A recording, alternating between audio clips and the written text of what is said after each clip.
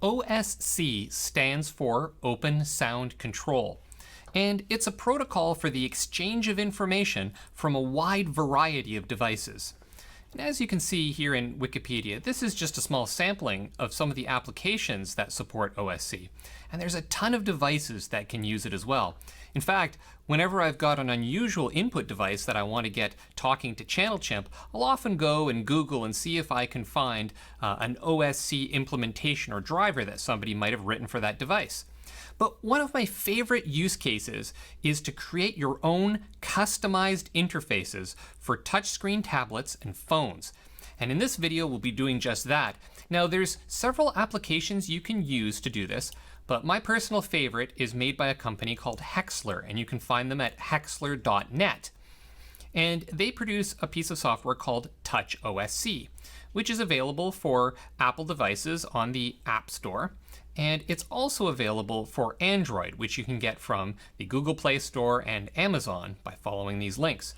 Now, if we scroll down on the page, you can see that there are free downloads for the Layout Editor, and that's available for OS X or Windows.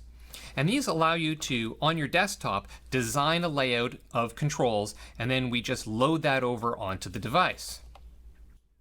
So let's run Chimp, and we'll go up to the File, Preferences, and from the Preferences window, we'll select the OSC tab. Now take note of this IP address, which is the IP address of our computer, as well as the listening port. Now, if you've already got port 8000 being used on your system for some reason, you can always change this to something else that you prefer so it doesn't conflict, but by default, it's set to 8000 for Chimp. Now over here on my iPhone, you can see I've already downloaded the Touch OSC app. So when we run that, the first thing we want to do is check that we have the correct IP address set for communicating with our computer. And in this case, we don't. It's set to 192.168.3.15, where it should be 3.24. So let's change that. And our port is already set to 8000, so that's ready to go. Now we're ready to communicate with our computer. So let's minimize Chimp, and we'll run the OSC Editor application. Over here, we're going to start by changing our layout size. Now, it's got a bunch of preset sizes for iOS devices, but if you've got an Android device, because Android offers so much choice to you in terms of screen size, it's best to just go custom and then set this to be exactly whatever the device you have uses. We can also choose whether we want to create a layout in vertical, portrait mode, or a horizontal orientation. Now, I'm going to be using an iPhone 6, so I'll choose that layout, and in this case, I think I'll go vertical. Over here on the canvas, we can right-click and choose from one of these controls. I'm going to start by choosing a horizontal fader. We can move this wherever we want on the canvas, and we can size it. I'll make this fairly big, I guess. And we can choose options like color. I'll make this one yellow, and a variety of other things. I'm going to want this one centered, so I'm going to check mark that so that my fader control will work from the center. I'm going to right-click again on the canvas, and this time I'll choose a push button. Again, I can resize this and position it to whatever's comfortable for me. And I think I'll change its color to green.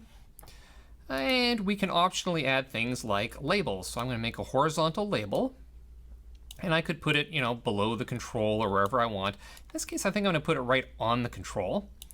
And because I know what I want this button to do, I'm going to put a label just to give me a tip. I'll call it scale, because I'm going to use this for changing the scale of things in Modo. I'm going to change my font size to 30, and let's make this match the background color, so I'll make it green. And I'm going to untick background so that it makes the background transparent so that we can, of the label, so we can see through to the button behind it. And there we go. Okay, so I could keep adding controls, and in fact, at the top here, there's tabs for multiple pages of controls that you can have. So it's really an infinitely scalable interface that you can create with as many controls as you wish, but in this case, we'll keep it simple for this example. I'll come up here and say Save. And let me save it under this folder for my channel Chimp layouts. And we'll call this one Chimp Test and save that. And now we're going to press the sync button. And this is going to be setting it up for transmitting over onto our iPhone.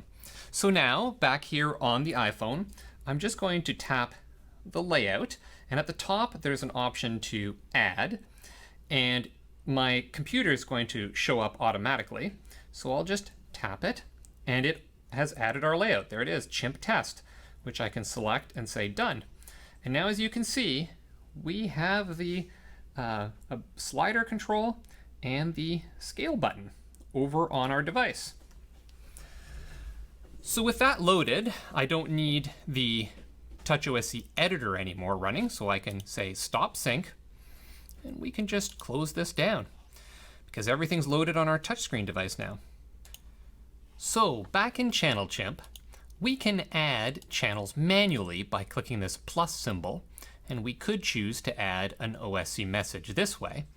But a faster method is to use the Auto Add button. So we'll click the Auto Add to enable it.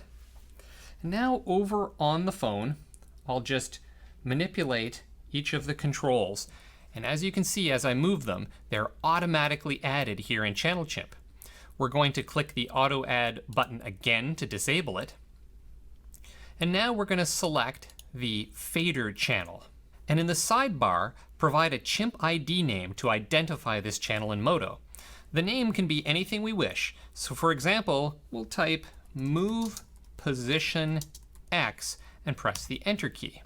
Now, as we slide the fader on the phone, we can see the values changing in Channel Chimp between 0 and +1. But we want different values sent to Modo, so we'll check the Remap Values box. We know the values coming from TouchOSC are from 0 to 1, so we'll leave that alone for the input. And for the output, we'll change it from -5 to +5. Run Modo and load the basic.lxo tutorial scene. We'll select the cube item, and from the Properties panel, right-click on the Position X transform channel, select Connect to Chimp, and we'll choose the drop-down Move Position X Chimp ID. Select OK.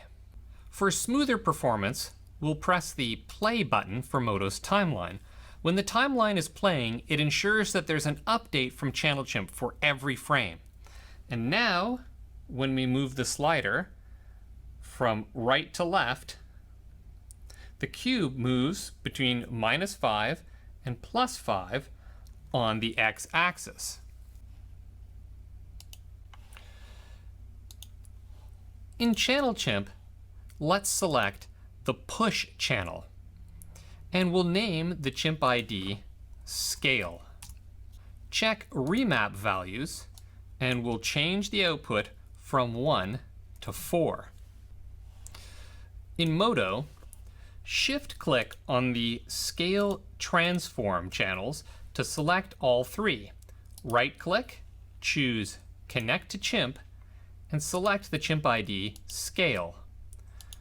And now, as we tap the Scale button, the cube scales between 100 and 400%.